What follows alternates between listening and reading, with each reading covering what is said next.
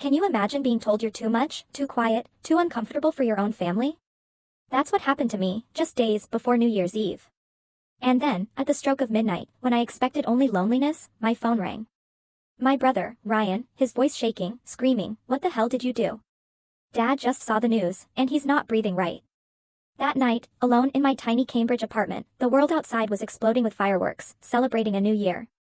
But my world was about to detonate a different kind of truth. You see, while my family was toasting champagne in their Greenwich mansion without me, because, apparently, I make everyone uncomfortable, my company, Neural Thread Incorporated, had just gone public. Valued at $2.1 billion, it made me one of the youngest female tech billionaires in America. But the money wasn't the shock. It was what I revealed in the Forbes interview that dropped at the exact same moment, 3 years of emails, patents, and recordings proving my own brother tried to steal my work. Before I tell you what happened when my family finally saw that news, you need to understand the kind of family I came from. The Townsends weren't just wealthy, we were legacy old money from Greenwich, Connecticut. The kind that came with a 40-year-old medical device company, a mansion with actual columns, and the unspoken rule that you'd know which fork to use at a charity gala before you could tie your shoes. My brother, Ryan, 5 years older, was groomed for all of it. Effortlessly charming, the kind of person who could walk into a room and make everyone feel like they mattered. He wore Tom Ford suits like they were jeans, played golf with investors. He was everything my parents wanted in an heir. I was different. I liked code more than cocktail parties. I got into MIT for computer science, and while my parents smiled for the acceptance photos, I overheard my mother tell a friend, "It's a phase. She'll grow out of it and do something more practical." Practical. When I graduated, top of my class, with a research focus on AI-driven medical diagnostics, my family wasn't there. They were at Ryan's golf tournament. "Ryan needs us there for networking, sweetie," my mother explained, "you understand?" Oh, I understood. I understood when I moved into a tiny studio in Cambridge with 2 roommates while Ryan got the penthouse in Back Bay. I understood when family dinners became strategic war rooms discussing Townsend Industries' quarterly reports, and I sat quietly, pushing food around a Wedgwood plate. I understood when my father introduced Ryan to business partners as the future of this company and introduced me as a rar daughter who does computers. Here's what I learned early. In my family, brilliance was less valuable than charm. Innovation was less valuable than tradition. And I was less valuable than Ryan. I just didn't know how much less until 3 years ago. In March 2022, my 2 co-founders from MIT and I were working on something big. Not just interesting research, but revolutionary. We developed an algorithm that could analyze medical imaging data faster and more accurately than any existing system, early detection for diseases that usually killed people before doctors even knew what to look for. We called it Neural Thread. We were months from beta testing, investor meetings were scheduled, everything was falling into place. Then my mother called. "Nora, we need to talk about Ryan." Her voice had that edge, the one that meant this wasn't a request. "Townsend Industries is going through a difficult quarter. Your brother is under enormous pressure. Your family. You need to help." I tried to explain I was in the middle of critical development, that my startup was at a fragile stage. "Startup?" She said the word like it tasted bad. "Nora, startups are for people who have nothing to lose. You have a legacy. You have a family business that's been around for 40 years. Ryan needs support, and you're sitting in that little apartment playing with computers." The implication was clear, my work was a hobby. Ryan's was real. But I'd learned something at MIT my mother never understood: protect your intellectual property before someone else claims it. So, before I agreed to anything, I met with James Kirby, a lawyer who specialized in IP protection. We sat in a small bakery, my laptop open between us, and he walked me through the paperwork. "If anyone tries to claim your work," James said, sliding the patent application across the table, "we'll have a paper trail that even the best lawyers can't break." I filed the patent on March 15, 2022. Every line of code, every algorithm iteration, timestamped, legally mine. I didn't plan to use it, I just wanted insurance. I agreed to consult for Ryan. Family obligation, my mother called it. I drove to Townsend Industries headquarters, a glass building with our family name in brushed steel above the entrance. Ryan's corner office was on the top floor, walls covered in framed awards. "Nora." He hugged me like we were close. We weren't. "Thanks for coming. This means everything." I explained some basic concepts about integrating AI into diagnostic devices, not the core algorithm. I wasn't stupid, but enough to show him the potential. He took notes, nodding enthusiastically. "This is exactly what we need. Investors are going to love this." 2 weeks later, he invited me to a pitch meeting with a VC firm. I sat in the back of the conference room while Ryan presented my ideas, my research, my framework. Townsend Industries is pioneering the integration of artificial intelligence into medical device manufacturing, he said, clicking through a slide deck I'd never seen before. We're positioned to revolutionize early diagnostics. One of the investors glanced at me. And you are? Ryan didn't miss a beat. That's my sister, Nora. She's been helping with some of the technical research. Helping. Like I was his assistant. After the meeting, Ryan handed me a document. Just a standard NDA, he said, to protect the family business. You understand? I read it. A non-disclosure agreement covering all proprietary information related to Townsend Industries. This is to protect me too, right? I asked. Of course, he smiled. We're family, Nora. We protect each other. I signed it because I still believed family meant something. Thanksgiving 2023. The dining room looked like a magazine spread. My mother seated me at the far end next to my father's golf buddy's wife, who talked about her Pilates instructor the entire appetizer course. When the main course came, my mother stood to make introductions. Most of you know my son, Ryan, she beamed. CEO of Townsend Industries. We're so proud of what he's building. Applause. Ryan raised his wine glass, humble smile in place. And this is our daughter, Nora. My mother's voice changed, still pleasant, but cooler. Nora works in technology. She's very bright, but she's not much for socializing. A few polite smiles. A silver-haired man leaned forward. Technology? What kind? I opened my mouth, but Ryan jumped in. Nora's still figuring out her path, he said, laughing lightly. She's very introverted. Brilliant with computers, but you know. He made a vague gesture. Not great with people. The table laughed. Polite, dismissive laughter. I felt my face burn. I stared at my plate. I couldn't eat. After dinner, my mother pulled me into the kitchen. Nora, I know you don't mean to, but you make people uncomfortable. You barely said a word in there. Could you try to be more warm? I didn't get a chance to, sweetheart, I wanted to scream. I'm not criticizing, I'm helping. People like warmth, they like energy. You're so. She sighed, heavy. I left before dessert. In June 2024, Ryan called me into his office. Emergency meeting, he said. I drove down on a Tuesday. His assistant waved me through. Ryan stood at the window, hands in his pockets, staring out at the water. He turned, his expression tense. We need the full algorithm, Nora. I blinked. What? The AI diagnostic tool, the one you've been working on. We need it for Townsend Industries. Investors are pulling back, we need a breakthrough. This could save the company. Ryan, that's not Townsend Industries' work. That's my startup. Your startup? He laughed, but there was no humor in it. Nora, you've been consulting for us. You signed an NDA. Everything you've worked on in relation to our business belongs to the company.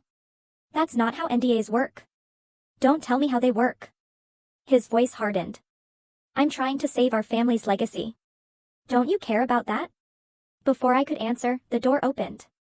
My mother walked in. She must have been waiting. Nora. She sat down, crossed her legs. Your brother is right. You signed an agreement. You have a legal obligation. The NDA covers Townsend Industries' proprietary information, I said slowly. It doesn't cover my personal projects. Personal projects that you developed while consulting for us? Ryan shot back. That's a conflict of interest. My mother's expression was ice. Nora, don't make this a legal issue. Family doesn't sue family. Give Ryan the algorithm and we can all move forward. I looked between them. My brother, my mother, both staring at me like I was the problem. No, I said. Ryan's face flushed. Careful, Nora. You don't want to make this ugly. I left, but not before pressing the voice memo button on my phone in my pocket. Massachusetts is a one-party consent state. After that meeting, I stopped getting invited to family dinners. No one called to disinvite me, the weekly emails just stopped coming. I saw Ryan's Instagram instead. Photos of family gatherings I wasn't at. Great night with the family, the caption would say, showing my parents, Ryan, his girlfriend, even distant cousins. I wasn't in any of them. My MIT friends noticed. Everything okay, with your family? My old roommate asked over coffee. You haven't mentioned them in months. What was I supposed to say? That I'd been erased? That I was being punished for refusing to hand over 3 years of my work? I tried calling my father once. He picked up on the fourth ring, sounded distracted. Dad, what's going on? Why am I not being invited to, Nora, he sighed. Your mother and Ryan are under a lot of stress right now. The company is struggling. Maybe it's better if you give everyone some space. Space from what? I haven't done anything. You refuse to help your brother after everything this family has given you. Everything this family has given me. I felt something crack open in my chest. You didn't come to my MIT graduation. You didn't ask about my work once in 5 years. What exactly have you given me? Silence. Then, I think you should apologize to your mother and Ryan. When you're ready to be part of this family again, let us know. He hung up. I sat in my car outside the MIT campus, watching students walk by, and I realized something. I'd been erased. Not by strangers, not by enemies, but by the people who were supposed to love me. On December 20th, 2024, my mother called. I almost didn't pick up. Nora. No greeting. I wanted to let you know that Christmas this year is going to be family only. I waited. The implications sank in slowly. You're asking me not to come. I'm suggesting that it might be better for everyone if you didn't. Ryan is bringing some very important clients. It's a crucial time for the company, and we need the atmosphere to be positive. And I'm not positive? You're angry, Nora. We can all feel it. You make people uncomfortable. Your energy is my energy? I laughed, sharp and bitter. Mom, I haven't seen you in 6 months. How would you know what my energy is? I'm trying to protect you, she said, and she almost sounded like she believed it. You'll be miserable here. You hate these gatherings anyway. Isn't it better to just skip it this year? You're uninviting me from Christmas. I'm giving you an out. Her voice hardened. Take it gracefully, Nora. I hung up. I sat in my 500 square foot studio, looking at the small, fake Christmas tree I bought from Target, at the empty space where family was supposed to be. Then I opened my laptop. An email from Forbes. Subject, IPO feature request. We understand Neural Thread Incorporated is preparing to go public. We'd like to feature you. Would you be available for an interview? I read it 3 times. Then I hit reply. Yes. And I have a story you're going to want to hear. December 28th. My mother called again. Nora, about New Year's Eve. Ryan is hosting at the house. Investors, potential partners, important people from Boston Medical. It's essentially a business event. Okay. So, I wanted to make sure we're clear. This isn't a family party. It's professional. You understand what I'm saying? You don't want me there. I don't want anyone there who's going to create tension. Ryan is under enormous pressure. His entire career depends on these relationships. If you showed up and what? Said something? Told the truth? She was quiet for a moment. When she spoke again, her voice was cold. Don't come, Nora. For everyone's sake, just stay away. Don't worry, I said. I will. I hung up. I stood in my kitchen, barely room for one person, and looked at my calendar. December 31st, empty. No plans. No invitations. No family. I thought about calling friends, but they all had plans. Parties, dinners, trips. Normal people doing normal things with people who wanted them around. I opened my laptop instead. The Forbes interview was scheduled to go live at midnight on January 1st, 2025. The writer had spent 3 weeks verifying everything: patent documents, email chains, the recording from Ryan's office, testimony from Dr. Elena Martinez, my old MIT professor. James Kirby, my lawyer, had reviewed every word. You're legally protected, he'd said. The NDA doesn't cover your personal IP. Everything you're revealing is documented and true. They can't touch you. The article was ready. TechCrunch had a companion piece set to publish at 12:01 a.m. My company's IPO announcement was queued. All I had to do was let it happen. I looked at the clock. 9:47 p.m., December 28th. 3 days until my family's perfect New Year's Eve party. 3 days until the truth went public. I said one word out loud to my empty apartment. Good. December 31st, 2024. 11 p.m. I sat on my couch in the dark, laptop open, Instagram pulled up on my phone. Ryan's story, a video of the party. The mansion lit up like a resort, string quartet playing, people in cocktail attire, laughing. My mother in a black Armani gown, holding court. My father shaking hands with men in expensive watches. Ryan at the center of it all, confident and charming, toasting with someone I recognized from the business pages. No one noticed I wasn't there. No one asked. I watched strangers through my window setting off fireworks, couples kissing, groups of friends counting down. I was alone. Not just physically, existentially. I refreshed my email. The Forbes article was staged and ready. Publish time, 12 a.m. Eastern Standard Time, 6 minutes away. I opened the draft one more time. Neuralthread Incorporated goes public at $2.1 billion valuation. Founder Nora Townsend reveals family betrayal. Email evidence shows brother attempted IP theft. Screenshots, timestamps, the recording, Dr. Martinez's statement. James Kirby's legal analysis. My cursor hovered over the browser tab. On TV, the countdown started. 10, 9, 8. I looked at my phone. Ryan's Instagram story updated, everyone raising their glasses. 3, 2, 1. Fireworks exploded outside my window. I hit refresh on Forbes. The article went live. 11:59 p.m. I counted the seconds. The Forbes homepage refreshed. My face appeared on the screen. Professional photo. Serious expression. Headline in bold. Below it, the TechCrunch notification hit my phone. MIT grad becomes youngest female AI billionaire and accuses brother of IP theft. Twitter exploded. Hashtag Neuralthread started trending. The TV showed crowds in Times Square, confetti falling. My phone was silent for exactly 60 seconds. Then it started. Text messages flooding in. Numbers I didn't recognize. Journalists, old colleagues, people from MIT. My inbox crashed and recovered. Email after email. It's live. Prepare yourself. You're legally clear. Don't respond to anyone. Nora, I'm so proud of you. I sat in the silence of my apartment, my hands shaking, and I thought about my family, 2 hours away. The moment someone at that party would check their phone, would see the headline, would interrupt the champagne and the laughter to say. My phone rang. Ryan. 12:01 a.m. I stared at the screen, watching it vibrate against the coffee table. Then I picked up. Hello, Ryan. Nora. His voice was shaking. Behind him, I could hear chaos. Raised voices, someone crying, the clink of glass. What did you do? Dad just saw the news and he's not breathing right. Mom is screaming, what the hell did you do? I kept my voice level, calm. I went public, Ryan. My company. My work. Your company? He was shouting now. You signed an NDA. You can't just, this is defamation. This is Mom, I'm talking to her. His voice moved away, then came back. You put our private conversations in Forbes. You recorded us. I documented the truth. The truth? He laughed, wild and bitter.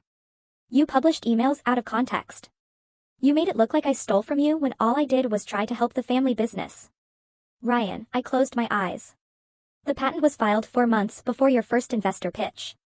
The timestamps don't lie. Those are coincidences. People work on similar ideas all the time. Not with identical frameworks. Not with the exact terminology I used in my research notes. Behind him, I heard my mother's voice, shrill. Is that her? Give me the phone. You've destroyed us, Ryan said, his voice cracked. Investors are already calling. They're pulling out. The board is, do you understand what you've done? You've killed this company. You've killed our family. No, Ryan. You did that when you tried to erase me. I never, you called me your assistant. You told investors I was helping with research I created. You demanded I hand over my algorithm and threatened me when I refused. That's not help. That's theft. The NDA doesn't cover my personal IP. Ask your lawyers. Or better yet, read the Forbes article. James Kirby explained it pretty clearly. Silence. Then a click. He'd hung up. My phone immediately rang again. My mother. I answered. But before I tell you that conversation, I need you to understand how I got here. 6 months earlier, July 2024. I was sitting in a bakery near MIT with Dr. Elena Martinez, my former professor. Elena, in her 50s, sharp-eyed and direct, had won awards for her work in neural network architecture. When she asked to meet, I came. Your algorithm is exceptional, Nora, she said, stirring her coffee. I've reviewed the papers. This is publishable, career-defining. Why are you sitting on it? I told her all of it, the family pressure, the NDA, Ryan's demands, the slow erasure from family life. She listened without interrupting. When I finished, she set down her cup. An NDA cannot steal your intellectual property if you never gave it to them.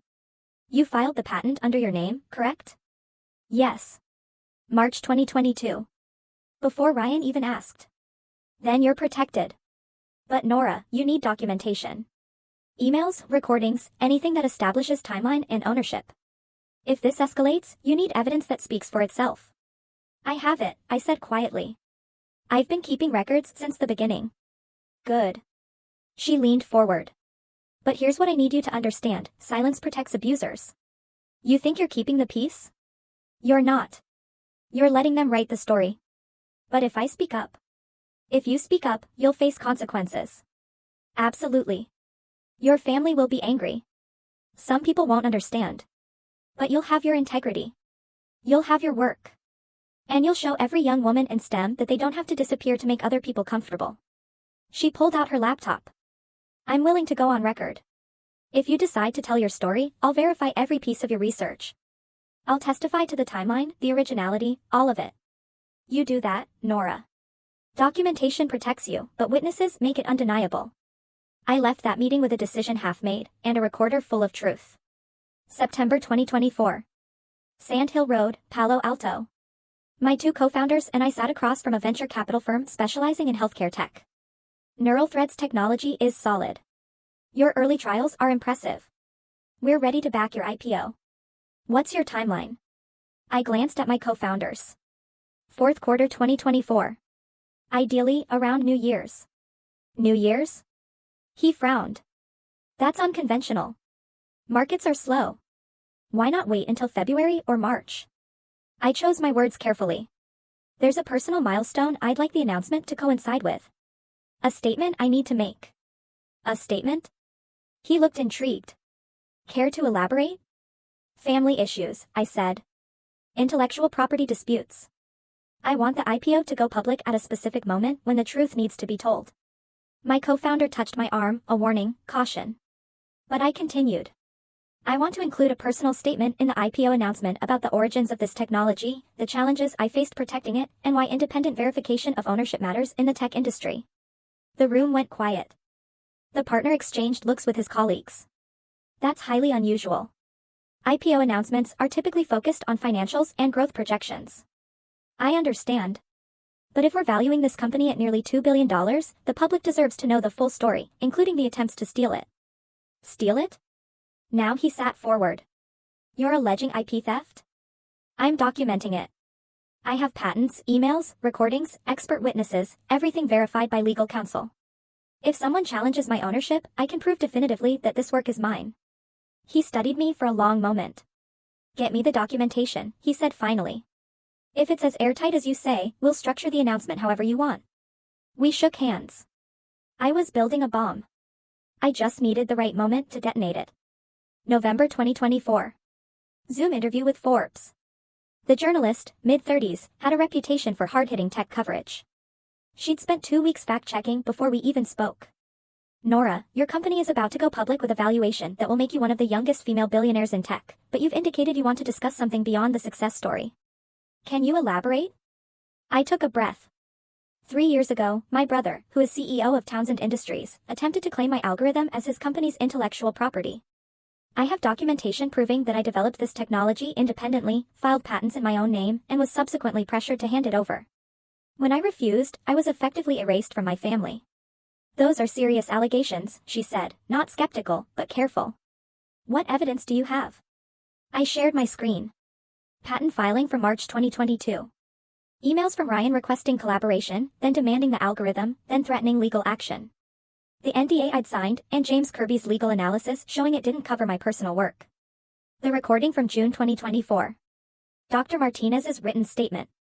The journalist scrolled through documents. We'll need to verify all of this, she said. Independent authentication, legal review, expert testimony. I've already arranged it. James Kirby will provide legal analysis. Dr. Martinez will confirm the research timeline. My co-founders can testify to the development process. And you're prepared for the fallout? This will be public. Your family will respond. It could get ugly. I thought about Christmas, about being uninvited, about sitting alone while they celebrated without me. I'm not seeking revenge, I said quietly. I'm seeking recognition for my work, for every woman whose family tried to erase them. I've been silenced long enough. She nodded slowly. When do you want this published? January 1st, 2025. Midnight. The same moment my IPO goes public. That's bold. It's necessary. She closed her notebook. If everything checks out, we'll run it. But Nora, be ready. Once this is out, you can't take it back. I know, I said. That's the point. This is the part where everything shifts. If you've made it this far, thank you, because the next part is where the real confrontation happens. Let me take you back to New Year's Eve. My mother was calling. I answered. Hello, Mom. Nora. Her voice was ice-controlled fury. What you've done is unforgivable. You humiliated this family in front of the world. Do you understand what you've done? Ryan's investors are calling. They're pulling funding. The board is demanding emergency meetings. Your father is, he can't even speak right now. That's not my responsibility. Not your responsibility? Her voice cracked just slightly. You destroyed your brother's reputation. You made us look like monsters. You violated the NDA. No, Mom. I didn't. The NDA covers Townsend Industries' proprietary information. It doesn't cover my personal work. James Kirby made sure of that. We will sue you. We will take everything. You'll lose. I kept my voice steady, professional. And it'll be public. Every filing, every deposition, every piece of evidence will become part of the court record. Do you really want that? Silence. You've destroyed Ryan's career, she said finally. Investors are walking away. Business partners are cutting ties. All because you decided to air family business to the entire world. No, Mom. Ryan destroyed his career when he tried to steal my work. I just made sure people knew the truth. The truth? She laughed, bitter.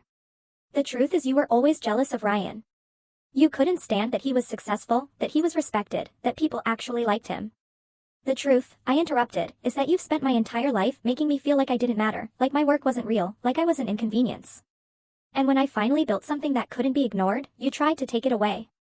You're delusional. I have timestamps, Mom. Patents, emails, recordings.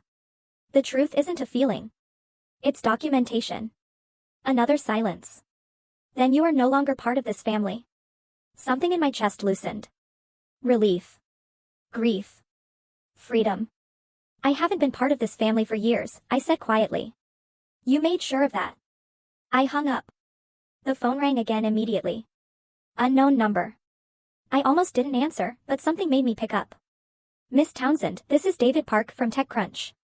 Do you have a moment? A journalist. Of course. I'm aware of the article you published, I said carefully. We've seen a statement from Townsend Industries. They're denying your allegations. They claim you're disgruntled and seeking attention. Would you like to respond? I walked to my window, looked out at the fireworks still bursting over Cambridge. Strangers celebrating while my family imploded 2 hours south. I stand by everything in the Forbes article, I said. I have documentation that any independent party can verify. Patent filings from March 2022. Email chains showing the timeline of events. Expert testimony from Dr. Elena Martinez at MIT. Legal analysis from Intellectual Property Counsel. If Townsend Industries wants to dispute the facts, they're welcome to try. Your brother claims the similarities between his presentations and your patent are coincidental. How do you respond? My patent was filed 4 months before his first investor pitch. The framework, terminology, and architecture are identical. Coincidence doesn't explain that. Copying does. There's speculation that this revelation will affect Townsend Industries' funding and partnerships. Any comment? I paused, thought about the employees there, people who had nothing to do with Ryan's decisions. My goal wasn't to harm the company. It was to protect my work. But actions have consequences. If investors choose to walk away because of ethical concerns, that's their right. One more question. Do you regret going public? No, I said. I regret that it was necessary. I hung up and opened Twitter. #NeuralThread was trending number 3 nationally. Comments poured in. This is why women in tech need to document everything. Her brother really thought he could steal her work and get away with it. Townsend Industries is done. No one wants to work with IP thieves. But also, she destroyed her family for money. That's disgusting. Family issues should stay private. This is just vindictive. I closed the app. Let them think what they wanted. The truth was out. That was enough. I didn't sleep. At 6 a.m. on January 1st, 2025, I gave up trying. I made coffee, opened my laptop, and stared at the avalanche. 247 missed calls, 512 emails, thousands of Twitter notifications. I started reading. From Dr. Martinez, Nora, you were so brave. I'm proud of you. Call me when you're ready. From James Kirby, Townsend Industries lawyers contacted me at 2 a.m. They're threatening to sue for defamation and NDA violation. I've already sent them our legal analysis. They have no case. You're completely protected. From one of my co-founders, Holy Nora. CNBC wants to interview us. Bloomberg too. What do we say? From the MIT Alumni Association, we'd like to feature you in our next newsletter as an example of protecting intellectual property and standing up for yourself. But there were others, too. A distant cousin, how could you do this to your family? Do you have any idea what you've done to your mother? An old family friend, I've known the Townsends for 30 years. They're good people. You're destroying their reputation for attention. Someone I didn't even know, you're a disgrace. Family is supposed to come first. I read them all, let them wash over me. Then I opened the positive ones again. From a woman I'd never met, I'm a software engineer. My former boss took credit for my code for 2 years. I stayed silent because I was scared. Reading your story gave me the courage to file a formal complaint. Thank you. From another, I've been hiding my startup from my family because they don't think it's a real work. After reading about you, I'm going public with it. You gave me permission to exist. From another, my father told me I'd never be as successful as my brother. I'm sending him the Forbes article. I sat back, overwhelmed, exhausted.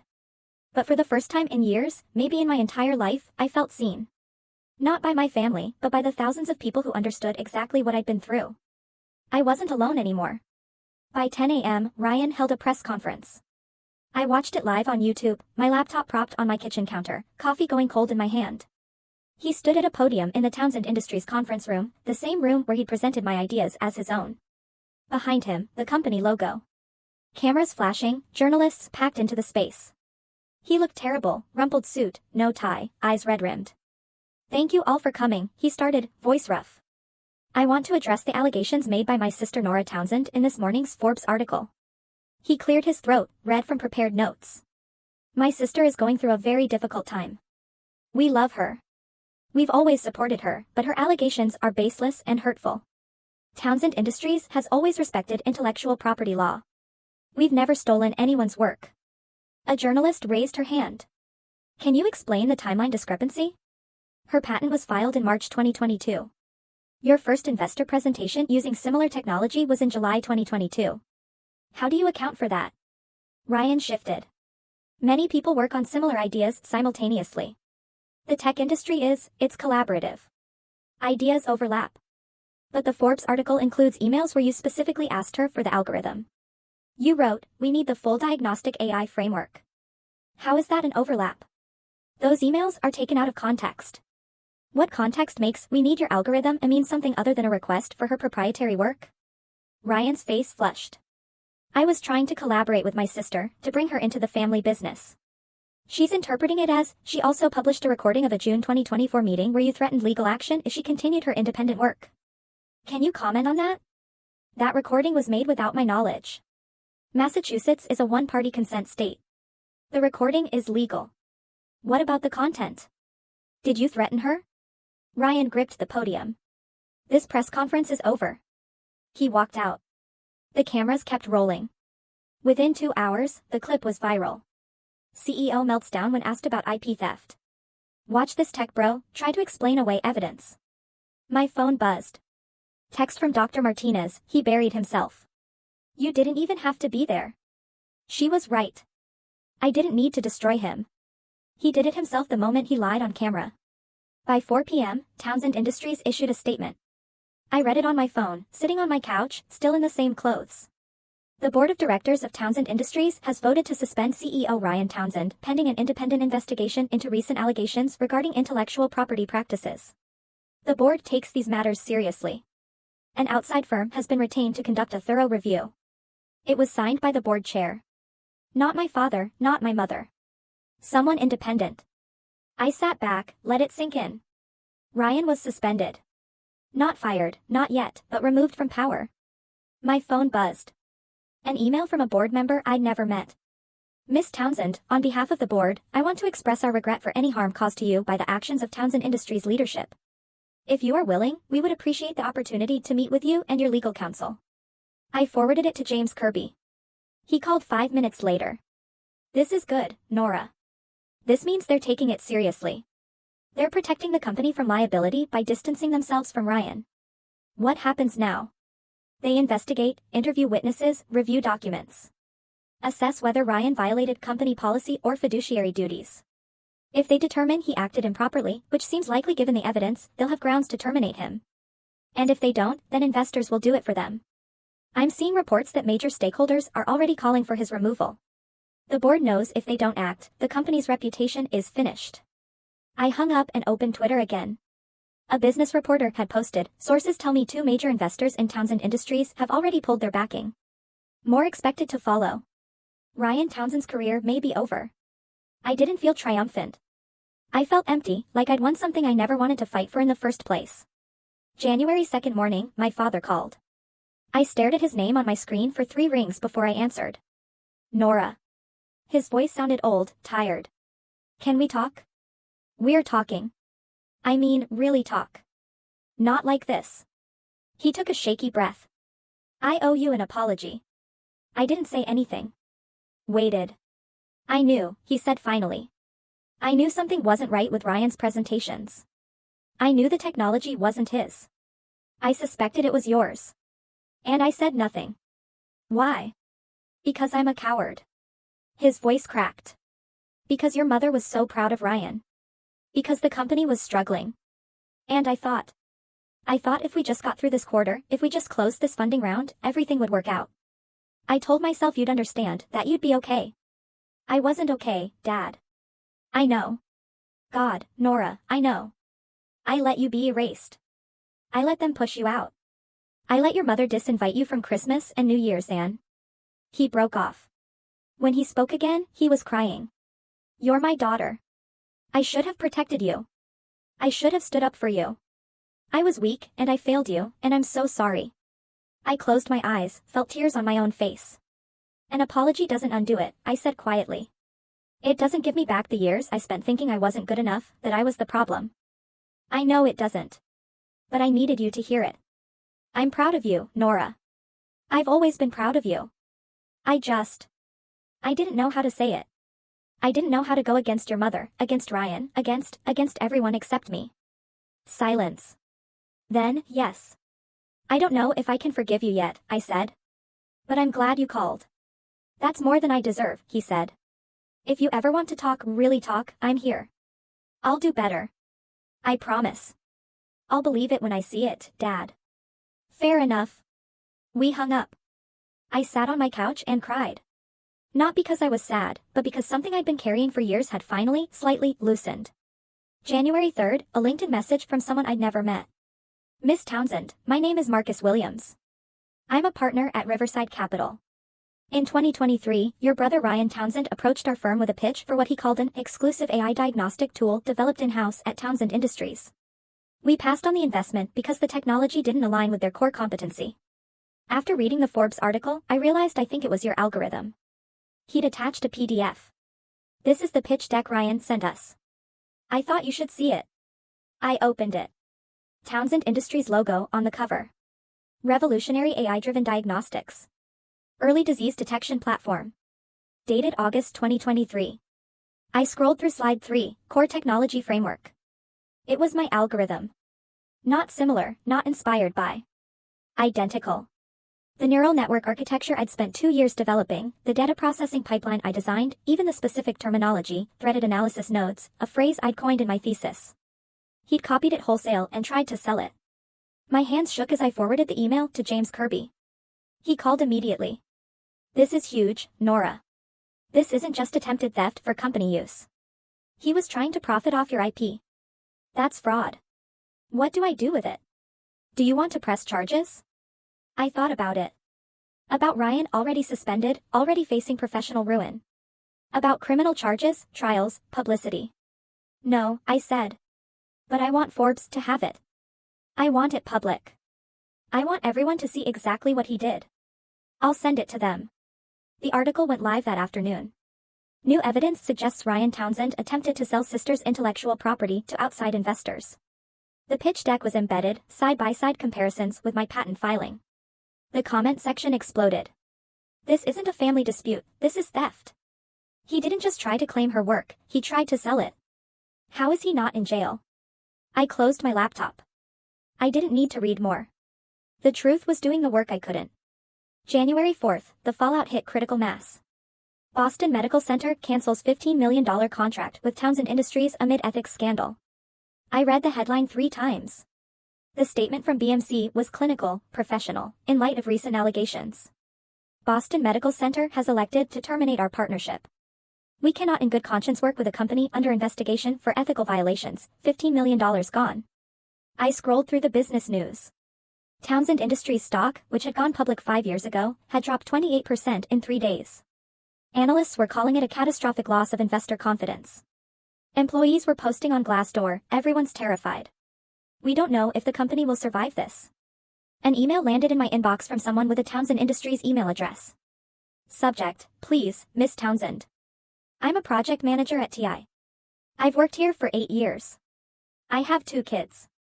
I'm scared I'm going to lose my job because of what your brother did. I know you have every right to be angry, but a lot of us had nothing to do with this. We're just trying to make a living. Please, if there's anything you can do to help the company survive this, please consider it. I stared at the email for 20 minutes.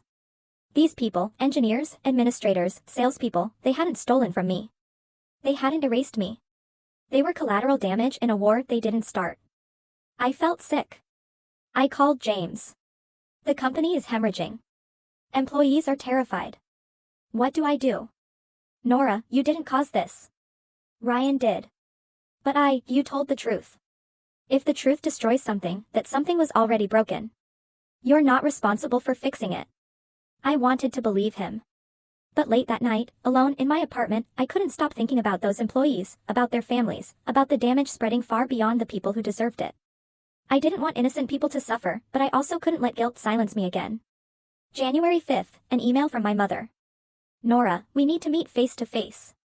Please. I didn't want to, but something, maybe curiosity, maybe a sliver of hope, made me agree. We met at a coffee shop in downtown Boston. Public, neutral. She arrived in a black Burberry coat, sunglasses, even though it was overcast, heels clicking. She looked thinner, older. She sat across from me, ordered nothing. Nora. She took off her sunglasses. Her eyes were red-rimmed. I'll admit that Ryan made mistakes. Poor judgment. But this, what you've done is destroying the family business. Employees are losing their jobs. Your father is, he's not well. The stress. Mom, why am I here? She leaned forward. What do you want? Money? A position at Neural Thread for Ryan? A seat on the Townsend Industries board? Name your price and let's end this. I stared at her. You think I did this for money? Then what? Revenge? Attention? You've made your point, Nora. You've shown everyone you're successful. Now, let's move forward. Move forward? I laughed, empty. You want me to issue a retraction? A clarification? Say that the situation was more complicated than the article suggested, that family dynamics were misunderstood? That you and Ryan have reconciled? We haven't reconciled. Then pretend. Her voice hardened. Do you understand what you're doing to us? To your father's legacy? To you, I said, meeting her eyes. You're worried about your reputation, about what your friends at the country club are saying. Don't be childish. I'm not being childish. I'm being clear. I will not retract the truth. I will not pretend this didn't happen. I will not disappear to make you comfortable. Then you're willing to destroy us? No, Mom. I'm willing to protect myself. If that destroys you, maybe you should ask why protecting me was never a priority. She stood, put her sunglasses back on. You'll regret this. I already regret it, I said quietly. I regret that it was necessary. She walked out without another word. I sat alone, coffee untouched, and felt something settle in my chest. I wasn't going to save them. They had to save themselves. January 6th, an email that changed everything. Dear Miss Townsend, on behalf of the Women in Tech Summit, we would like to invite you to be our keynote speaker at our annual gala on February 15th, 2025 in Boston. Your story, standing up for your intellectual property, refusing to be silenced, building a billion-dollar company against extraordinary personal obstacles, is exactly what our community needs to hear. We would be honored if you would share your experience. I read it twice, then called Dr. Martinez. They want me to speak at a gala in front of 1,200 people. That's wonderful, Nora. I don't want to be defined by family drama. I don't want to be the woman whose brother stole her work. I want to be known for my algorithm, for my company, for Nora. Her voice was gentle. You're not defined by drama. You're defined by what you built and by refusing to let anyone take it from you. That's the story. But how many women do you think are sitting on their work right now because they're scared? Because their family told them it doesn't matter? Because they don't want to make people uncomfortable? She paused. You're not just telling your story. You're giving them permission to tell theirs. I thought about the emails I'd received. Hundreds of them. Women who said I gave them courage. Okay, I said. I'll do it. I started writing the speech that night. Not about revenge, not about family dysfunction, but about boundaries, about documentation, about the difference between keeping the peace and protecting your integrity, about what it costs to disappear, and what it takes to refuse. I wrote until 3 a.m., deleting and rewriting, trying to find words that were honest without being bitter. By the time I finished, I had a draft. Not perfect, but true. And truth, I was learning, was the only thing that mattered. January 10th, a text from Ryan. Nora, can we talk?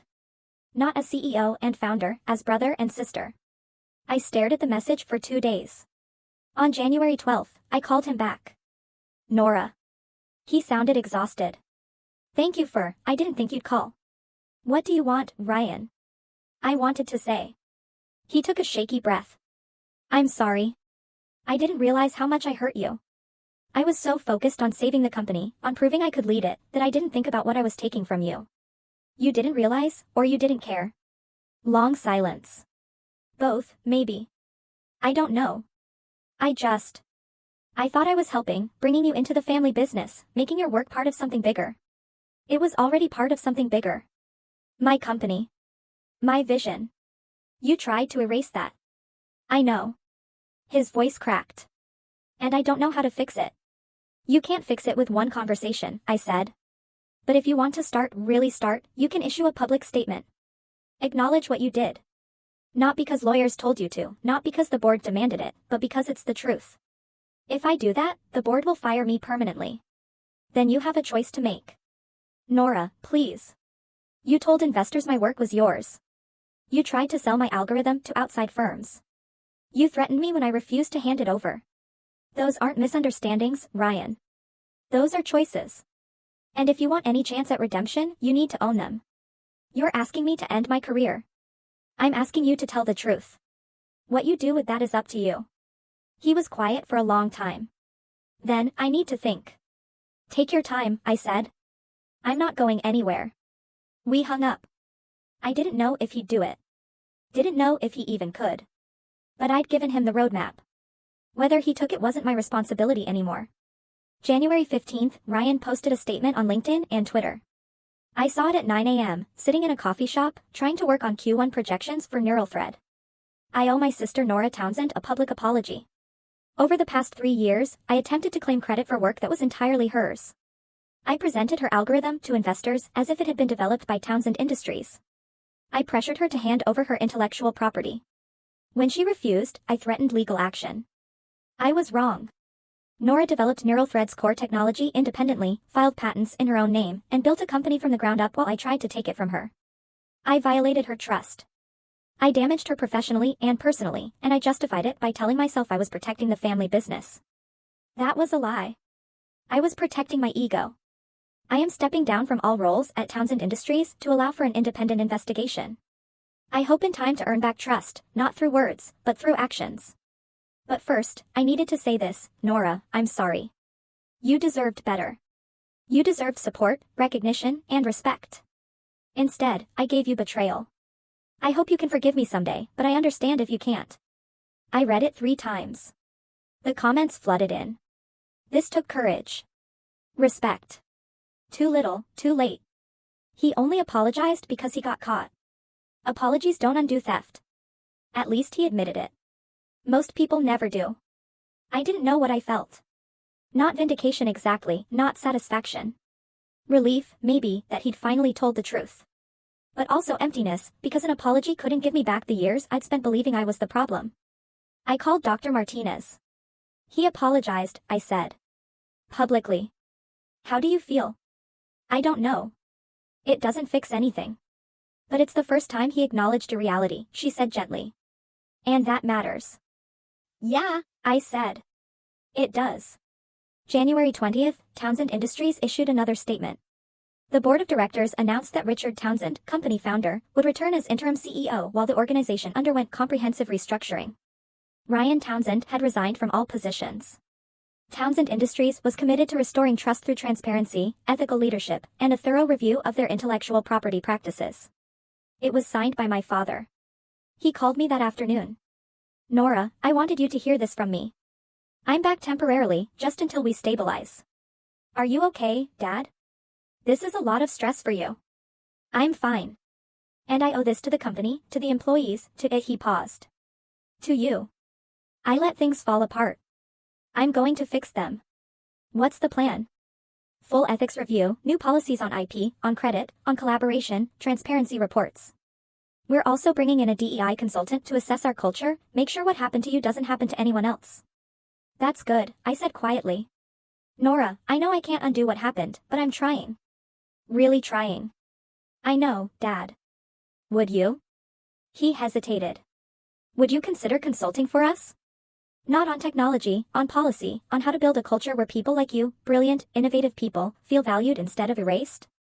I thought about it. About walking back into that building. Maybe, I said. Someday. But not yet. That's fair. The door's open whenever you're ready. We hung up. I didn't know if I'd ever be ready, but I appreciated that he asked, and that he didn't pressure me when I said no. February 15th, 2025. Boston Convention Center. I stood backstage at the Women in Tech Gala, listening to 1,200 people settle into their seats. The venue was massive, professional lighting, screens on either side, tables in neat rows. Dr. Martinez found me in the green room. You ready? No. I smoothed my dress. Simple black sheath. What if I freeze? You won't. You're telling your story. That's all. The MC's voice echoed, please welcome our keynote speaker, Nora Townsend, founder and CEO of Neural Thread Incorporated. Applause. I walked onto the stage. The lights were bright, I couldn't see faces, just silhouettes. 1,200 women watching me. I took a breath, started. For most of my life, I was told I made people uncomfortable. I was too quiet, too focused, too different. I didn't fit the mold of what my family wanted. So, I believed that the problem was me. Silence. They were listening. I spent years trying to shrink, trying to be less, trying to make my work smaller so other people wouldn't feel threatened by it. And when my family tried to erase my work entirely, I almost let them, because I was more afraid of conflict than I was of disappearing. I paused, looked out at the shapes in the darkness. But then I realized something, I wasn't uncomfortable. I was just surrounded by people who couldn't see my value. The applause started, scattered at first, then louder. When my family tried to take my work, I had 2 choices, stay silent to keep the peace, or speak up to keep my integrity. I chose integrity. Not because I wanted to hurt anyone, but because I refused to disappear. The applause grew. Some people stood. To every woman here who's been told to shrink, to be quieter, to take up less space, your work matters. Your voice matters. And no one, not even family, has the right to take that from you. Standing ovation.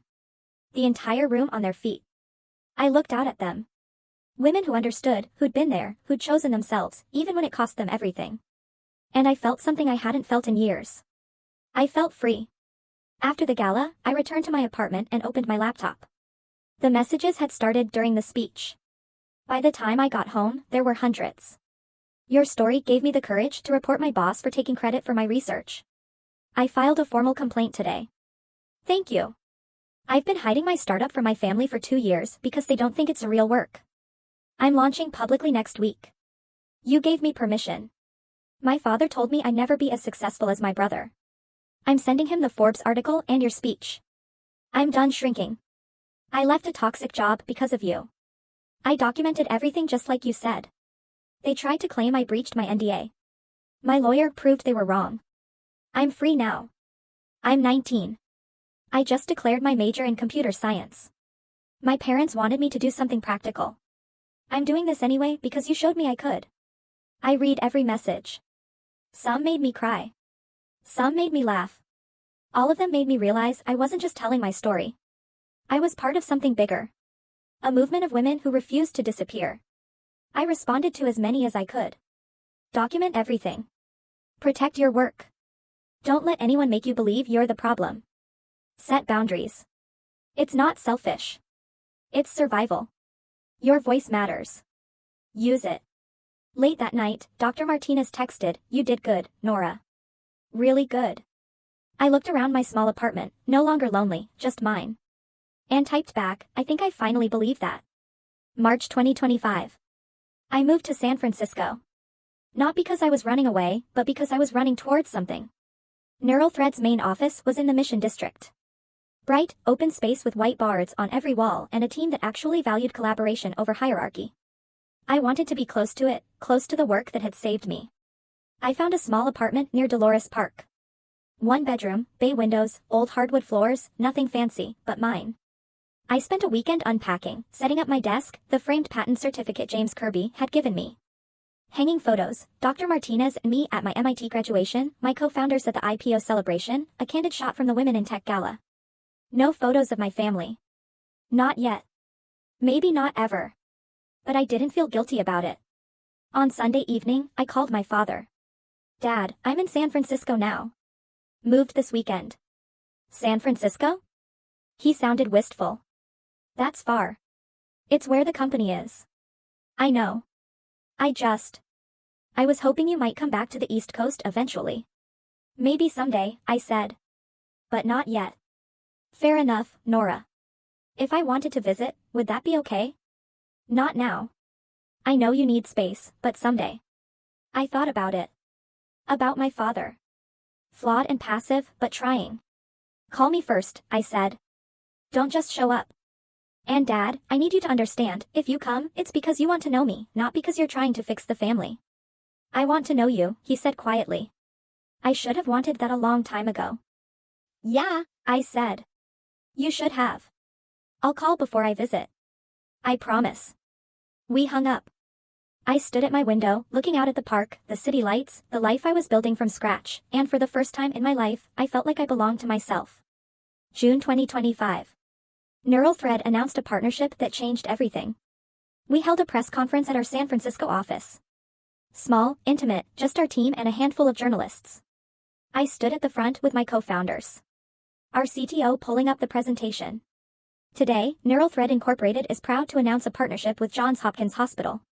We've signed a $50 million contract to implement our AI diagnostic platform across their medical network. This technology will improve early detection for pancreatic cancer, lung disease, and neurological conditions, diseases that often go undiagnosed until it's too late. The journalists started typing. Cameras flashed. One raised her hand.